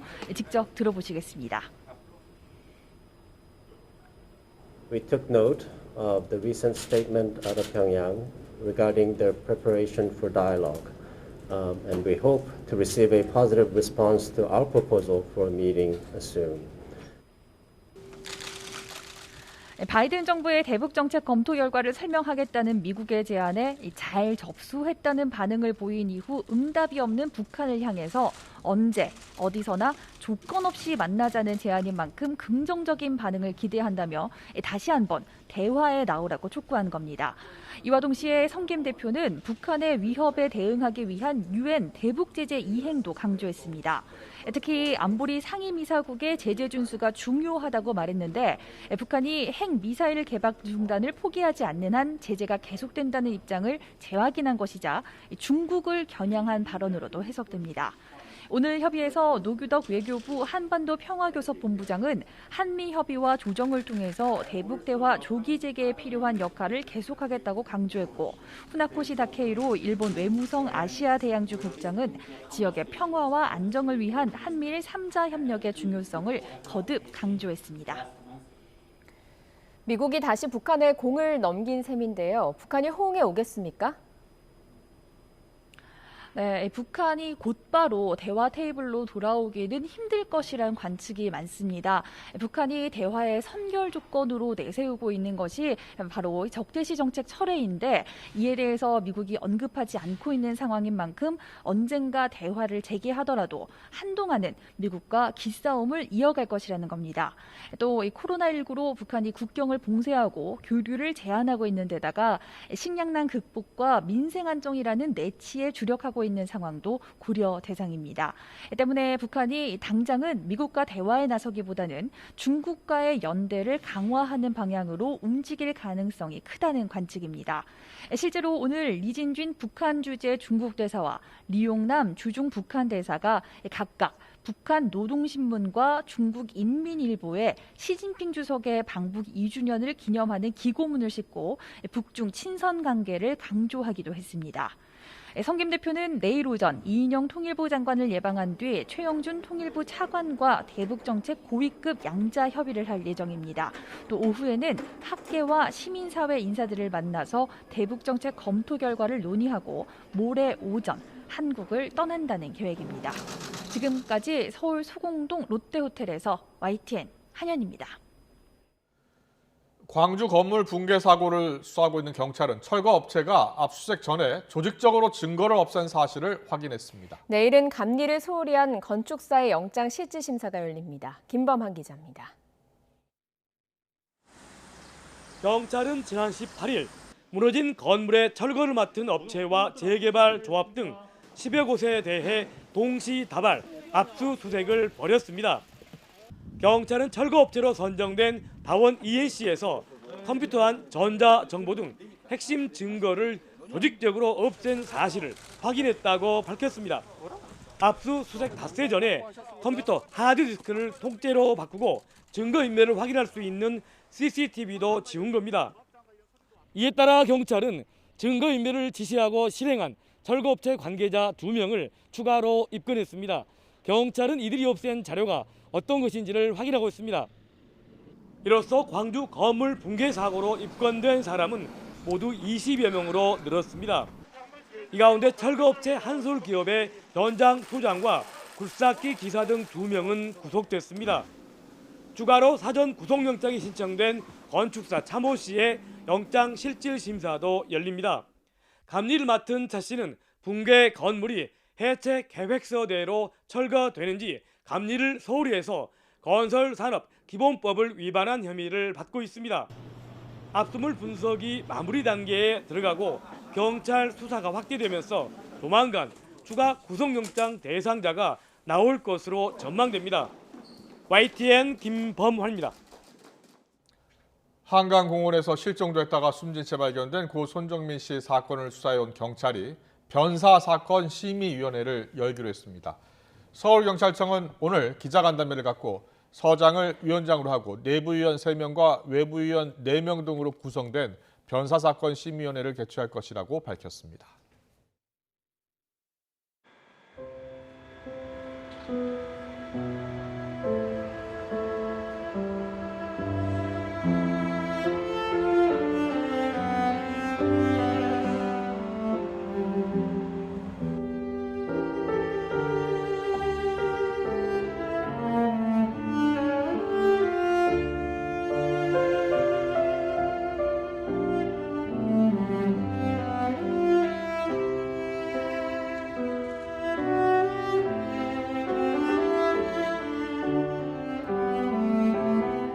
국민들이 위험에 처해 있을 때 몸을 던져 구조하는 우리였지만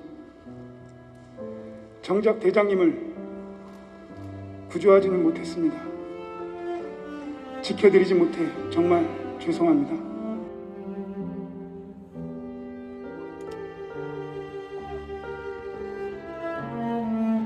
동식이 형도 나를 비롯해서 우리 구조대원들 잊지 말아주기 바랍니다. 우리 구조대원들 앞으로 절대로 이런 아픔이 발생하지 않도록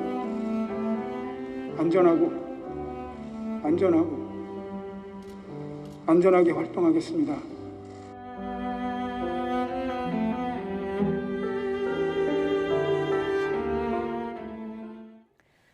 네, 이천 쿠팡 물류센터에서 화재 진압을 위해서 건물 안으로 들어갔다가 미처 빠져나오지 못하고 순직한 고 김동식 구조대장의 연결식이 오늘 거행됐습니다.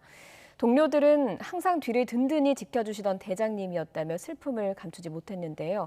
함께 일을 하셨던 동료인 조우영 광주소방서 구급대장 연결해서 이야기 들어보겠습니다. 대장님 나와 계십니까?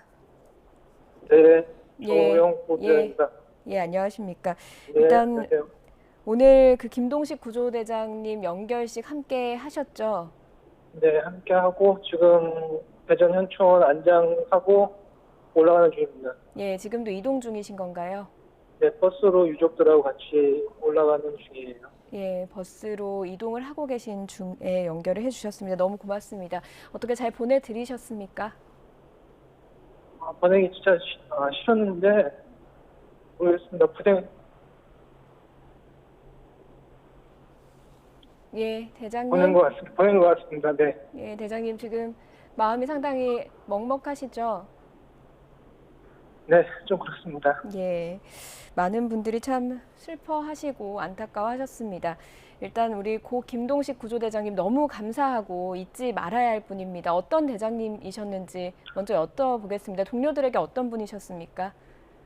일단 저한테는 되게 처음 저 근무했을 때 사수였고요. 예. 네, 저 같은 첫 출동했던 선배였기 때문에 좀 남달랐던 게 있었고요. 예.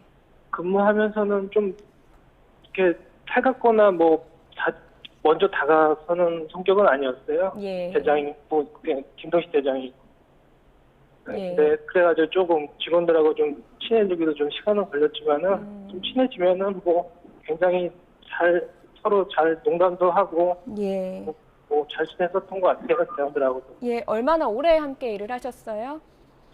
저는 95년 제가 처음 입사했을 때 처음 이제 저보다 1년 6개월 먼저 임명된 선배였으니까 예. 한 26년째 알고 지낸 지는 같이 근무한 거는 하남하고 광주소방서에서 2번 예. 했습니다. 예, 26년 동안 함께 같은 현장에서 일도 하고 그리고 사수로도 네. 같이 지냈던 분을 지금 하늘로 보내고 돌아오시는 길입니다. 사명감도 상당히 깊으셨다고요.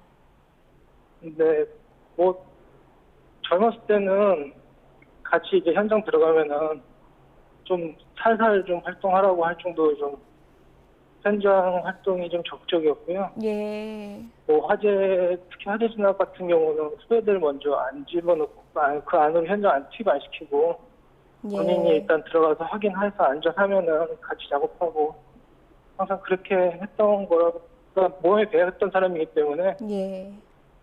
그렇게 기억됩니다. 예, 어떤 분 이야기하시는 걸 보니까 현장에 가장 먼저 들어가서 가장 마지막에 나오시던 분이다 이렇게 또 추억을 하시더라고요. 네, 그거는 뭐 저희 경기도 소방 공무원들 대부분 진압팀이나 구조대들, 예. 구조대 팀원들 다 대장이나 팀장들이 먼저 안전 확인하는 게 먼저 예. 순서기 때문에 누가 됐든지 간에 그렇게 먼저 들어가서 나중에 나왔을 거라고 생각합니다. 예, 이번에도 가장 먼저 들어가서 가장 마지막에 계시다가 후배들을 먼저 밖으로 보내시고 못 나오셨어요. 네. 근데 예. 바로 앞에 최상현 팀장이 있었는데 최상현 팀장이 이제 넘어지면서 부상을 당했는데 다행히 이제 그 앞에 있었던 구조대원들이 이제 그쪽에서 나오는 과정이었고 예. 김동식 대장은 이제 못 나왔습니다. 마지막에. 네. 예. 지금 대장님 저희랑 연결하시는 동안에도 계속 울컥울컥 하시는 것 같아요. 네, 좀 갑자기 제가 전화 인터뷰 전에 그 함재철 팀장이 조서 낭독하는 걸 듣고 있었는데요. 예. 너무 다시 들으니까 또 너무 마음이 아프네요. 예. 어떤 이야기를 낭독하셨는지 좀 여쭤봐도 되겠습니까?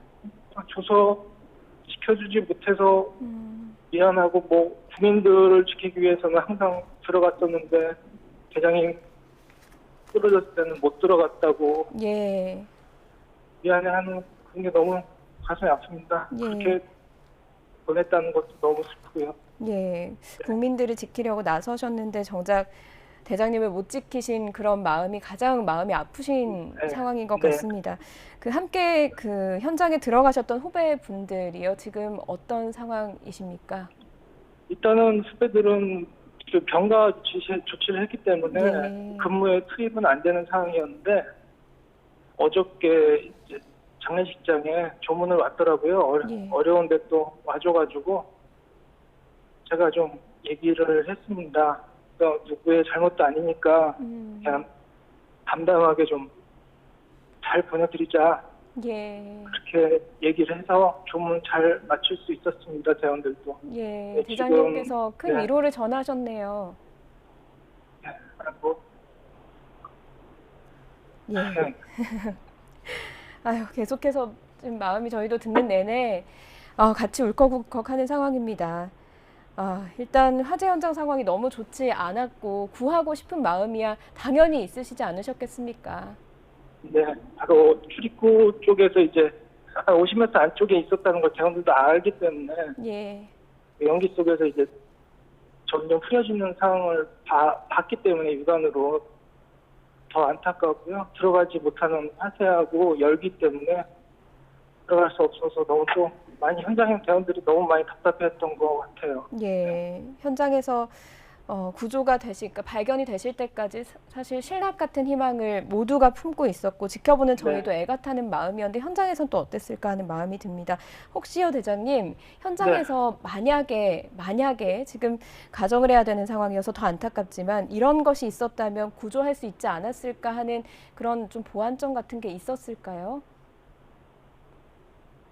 그 상황에 대해서는 현장 대원들이 들어갈 수 없는 상황은 누가 와도 똑같습니다. 예. 어떤 장비가 와도 똑같고요. 워낙 창고 자체가 규모가 크고 그 쌓여진 물품들이 제가 알기로는 한 16만 개가 넘었다고 얘기를 들었거든요. 상자 물품들이. 그게 순간적으로 또 붕괴되면서 넘어지면서 또 급속도로 또 열기가 또 생기는 화재가 발생했기 때문에 예.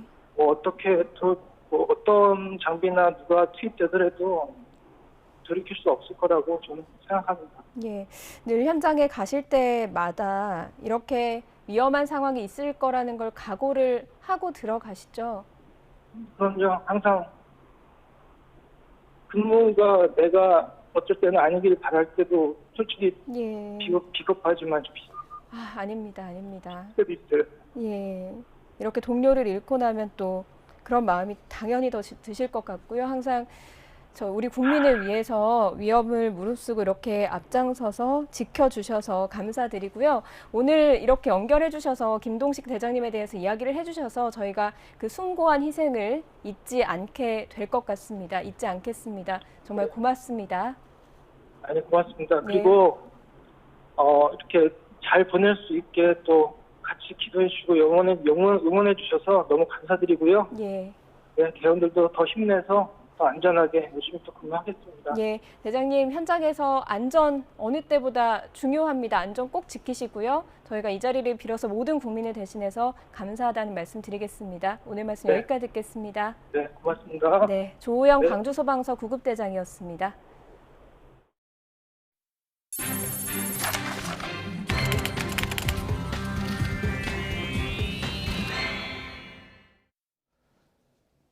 국제 유가 상승에 따라서 7년 만에 오를지 주목이 됐었던 전기요금. 국민 생활 안정을 이유로 다시 동결됐습니다. 정부는 국제 유가가 계속 높은 수준이면 다음 4분기에는 요금을 올릴 수 있다고 예고했습니다. 조용성 기자의 보도입니다. 정부가 3분기 전기요금의 인상 요인이 생겼지만 유보 권한을 발동했습니다. 다음 달부터 석 달 동안 적용할 최종 연료비 조정 단가를 2분기와 같은 킬로와트 시당 마이너스 3원으로 유지했습니다. 지난 연말에 전기요금 체계를 연료비 연동제로 개편한 뒤 세 번째 연료비 조정 요금 발표입니다. 앞서 2분기에도 원가 상승 요인에도 불구하고 1분기와 같은 수준으로 유지했습니다. 액화천연가스, 유연탄, BCU의 석 달간 무역 통계 가격을 비교해 연료비 변동분에 반영하는 것이 원칙이지만 예외적인 상황이 발생하면 인상을 미룰 수 있다는 유보 권한을 두 차례 연속 쓴 겁니다. 코로나19 장기화와 2분기 이후 높은 물가 상승률 등으로 어려움을 겪는 국민의 생활 안정을 도모할 필요성이 있다면서 배경을 설명했습니다. 지난 1분기 때 국제유가 하락을 고려하면 킬로와트 시당 10.5원을 내려야 했지만 실제로는 3원만 내려서 여유가 있던 점도 가격 상승을 미루는 이유로 들었습니다. 다만 하반기에도 높은 연료비 수준이 유지되거나 연료비 상승 추세가 지속할 경우 4분기에는 전기요금이 오를 수 있다고 설명했습니다. 석 달 뒤에는 7년 만에 처음으로 전기요금이 오를 가능성이 커진 겁니다. 시장에서 지금 이제 물가 상승에 대한 우려가 있어서 이번에는 동결을 했지만 그래도 다음 분기에는 이 제도를 정상적으로 적용할 수 있도록 노력하겠다는 좀 의지를 표명한 거 아닌가. 정부가 2개 분기 연속으로 전기요금을 묶어놓으면서 연료비 연동제가 출발 단계부터 유명무실해졌다는 지적도 나옵니다. YTN 조용성입니다. 태국에서 야생 코끼리 한 마리가 가정집 벽에 커다란 구멍을 내고 부엌을 뒤지는 영상이 SNS와 현지 언론 등을 통해 공개돼 관심을 끌고 있습니다.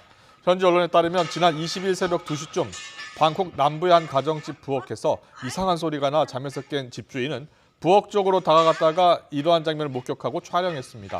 코끼리는 부순 벽 사이에 서서 긴 코를 안으로 뻗어 부엌을 뒤진 뒤에 무언가 입으로 넣기도 했는데 집주인은 찍은 영상을 SNS에 올렸습니다. 지난 16일 미국 콜로라도 덴버에 있는 종합병원에서 제왕절개 수술 도중에 아기의 얼굴이 수술칼에 베이는 사고가 났습니다. 당시 산모의 복부를 절개하는 과정에서 태아의 뺨 한쪽이 칼에 베이면서 깊은 상처가 나 태어난 직후 13바늘을 꿰매는 봉합수술을 받아야 했습니다. 병원 측은 아이의 머리가 태반 벽에 가까이 있어 벌어진 일로 응급 제왕절개에서 있을 수 있는 사고라며 산모와 아기의 이익을 위해 최선의 치료를 하겠다고 밝혔습니다. 1년 중 낮의 길이가 가장 길다는 절기 하지인 오늘 30도 안팎의 더위가 이어졌습니다. 내일도 서쪽 지역은 낮 기온이 크게 오르면서 덥겠습니다. 내일 서울의 낮 기온이 27도, 대전 29도까지 오르겠습니다. 내일 기온이 크게 오르는 낮 동안 대기 불안정이 심해지면서 곳곳에 소나기가 지나겠습니다. 소나기의 양은 10에서 60mm가 되겠고요. 벼락과 돌풍, 우박을 동반하면서 요란하게 내리는 곳이 있겠습니다. 중부과 남부 내륙에는 오후부터 밤 사이 시간당 20에서 30mm 안팎의 강한 소나기가 쏟아지겠습니다. 내일 서쪽 지역을 중심으로 더위가 이어집니다. 서울 27도, 대전 29도, 부산 24도에 머물겠습니다. 목요일까지 곳곳에 소나기가 지나겠고요. 주말에는 구름 많고 더운 날씨가 이어지겠습니다. 지금까지 날씨 정보였습니다. 네, 이어서 저녁 종합 뉴스 이브닝 뉴스가 방송됩니다. 시청해주신 여러분 고맙습니다.